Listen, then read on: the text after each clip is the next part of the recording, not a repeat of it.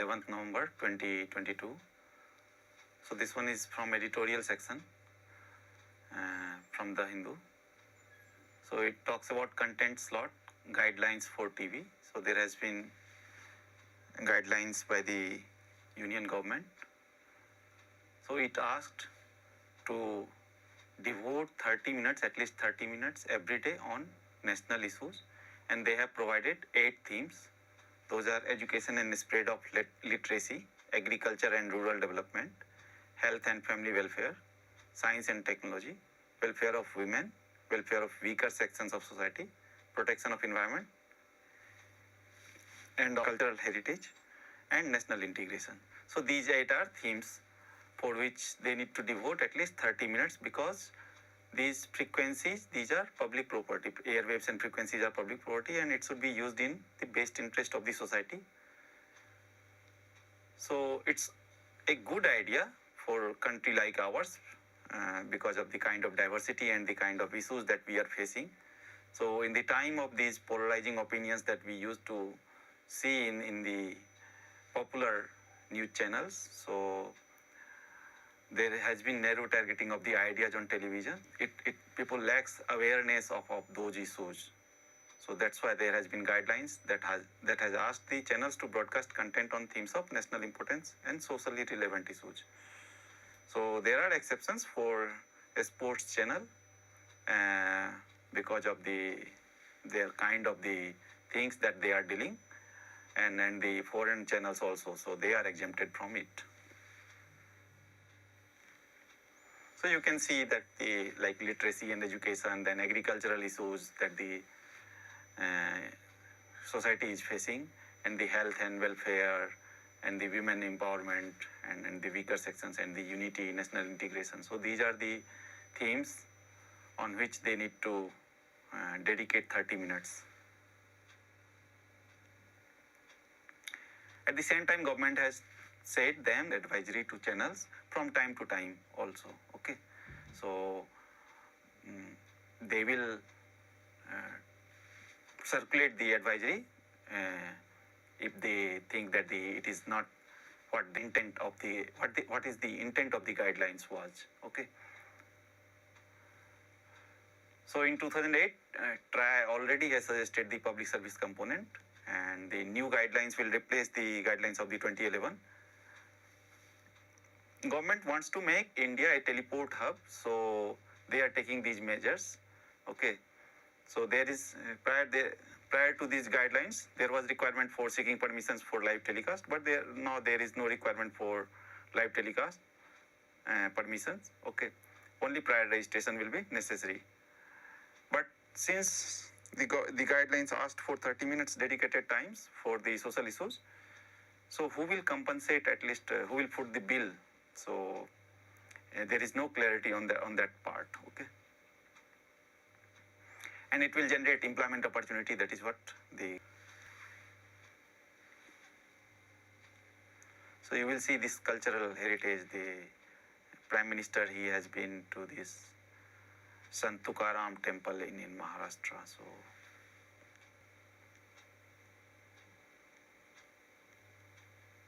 So TV channels uplinking other than C-band, they require to encrypt their signals. So C-band is 4 to 8 gigahertz. Okay, L and S-band comes before it.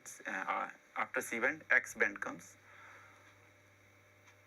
And this guideline is called the Guidelines for Uplinking and Downlinking of Satellite Television Channels in India 2022. Okay. This one is retirement in judiciary, so there is nothing more in it. You just read for the sake of English improvement. Okay. So there is one interview. It's a quite significant interview, and there is very good points that has been raised there. So governor is a link between center and state. Okay, and he used to address the joint session of the assembly and the budget sessions and signing bills that have been passed by the assembly, besides other functions like he is having discretion under Article 356 also. So when there is breakdown of constitutional machinery.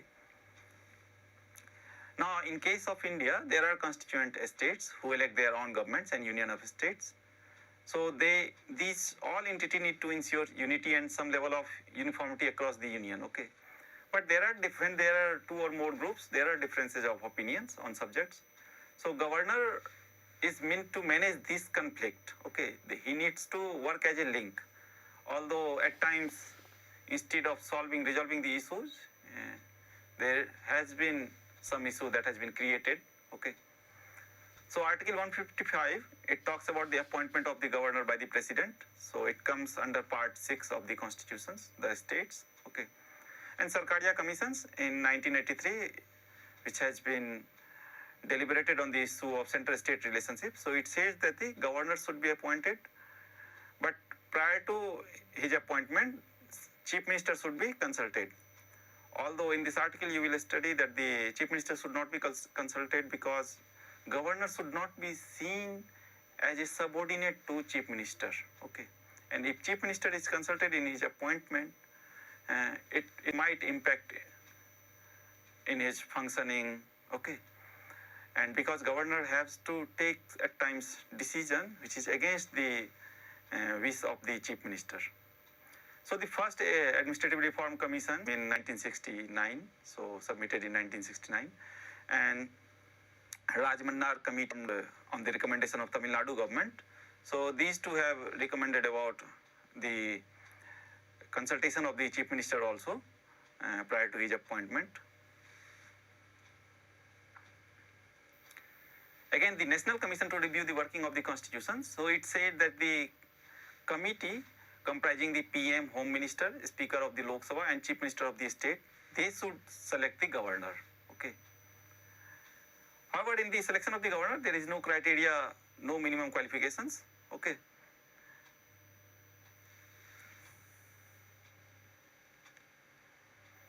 Now, this article talks about the Kerala fiscal situations. So, there are some economic points and that might be asked in prelims as well as mains also. So, in case of Kerala, there has been increase in incremental borrowing and alongside there is growing level of outstanding liabilities also. So, off budget borrowings and mounting guarantees. Why it is happening?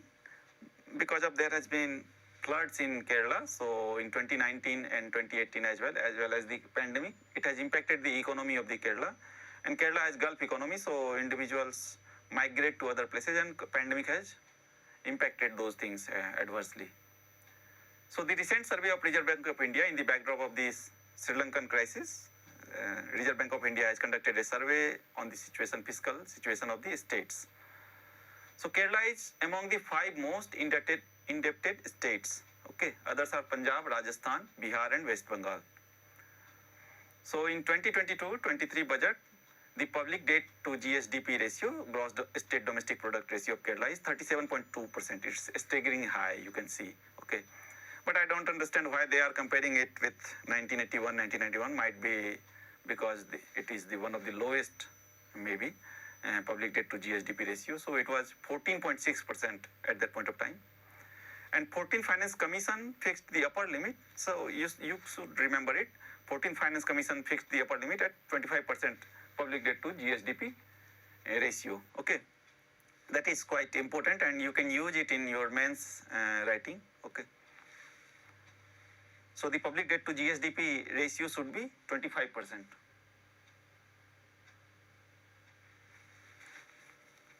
Now, in expanding economy, in fact, when we study about this fiscal deficit, we do understand that there is nothing wrong in crossing the barrier set by the fiscal deficit, provided the economy is growing. Okay, so debt is not a sin, but if it becomes unsustainable, okay, then it's a problem. Again, only Kerala, Jharkhand and West Bengal, these 3 states has crossed the debt target stipulated by the 15th Finance Commission. And the yield rate to be paid for the special development loans issued by the state auctioned by the RBI in case of Kerala is around 8.3%. So you can see the very high rate. Government security or the government loans rate should not be, it did not reach to that level actually. So you need to remember this Domar Stability Rule, and it says that the interest rate adjusted for inflation should be lower than the GSDP growth rate. Okay. So what does that mean? it means, let us assume interest rate is 5%, okay, and inflation is 3%. So, and our GSDP gross state domestic product rate is 9%. So this should be less than the GSDP rate. Okay. So Domar state says this. You need to remember it. At times UPSC asks unconventional things, and this might be asked in prelims particularly. So this rule was broken by Kerala in the last 5 years except for 2019-20 and 2020-21. Now the increase in nominal GSDP rate should be higher than the debt growth rate. Okay, of course, your debt growth rate should be lower than this GSDP growth rate. So in the last 10 years, from 2013-14 to 2022-23, except for 2 years, the rate of debt growth exceeded GSDP growth in case of Kerala. And there has been in case of Kerala high per capita consumptions, high savings along with its weak investment trajectory. Okay, so high savings, why? Because of this NRI and Gulf economy, and it has huge revenue expenditure in case of salary, pensions. So while it has weak investment trajectory. Okay. So there is increase in interest payments by revenue receipts ratio. So interest payment by revenue receipts ratio is 16.86% in 2014-15, and it has increased. That means interest payment has increased. Okay. That means interest payment has increased. Okay. And that means debt has increased. Debt has increased. And estimated 19.36% for 2022-23. Okay. So Finance Commission 14, it has pointed that the interest payment RR ceiling should be 10%, and you can see it's more than double. Okay, or close to double. So Kerala has huge share of the salary, pension and interest payments in its revenue expenditure. Okay. There is visible decline in capital formation in crucial sectors such as education, health, infrastructure, agriculture. And again, it has been pointed that there is rent-seeking politics. So endemic corruptions in a state like Kerala, whose governance model has been talked all across India. So there is ecological overkill also. Environmental destruction is there. A pathological disregard of the rule of law. A visible decline in public action and public reasoning tradition. A decline in the quality of public services such as health, sanitation, solid waste management, higher education and roads. Pervasive drug and liquor addiction. Okay, an increase in avoidable deaths.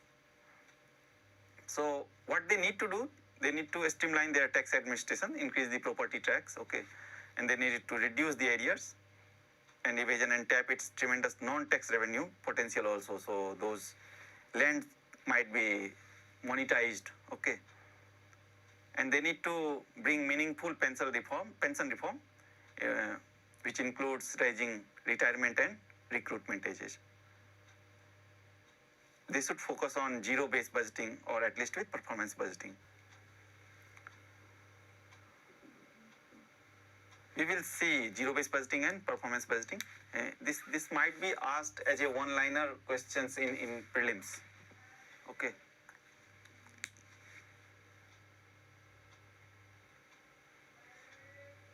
So the Phnom Penh, Cambodia, where the 19th India-ASEAN summit will be held and the 17th East Asia summit, you should remember it. Again, G20 summit is going to be held in Indonesia, Bali. So our Prime Minister is going there, and the G20 summit agenda has 3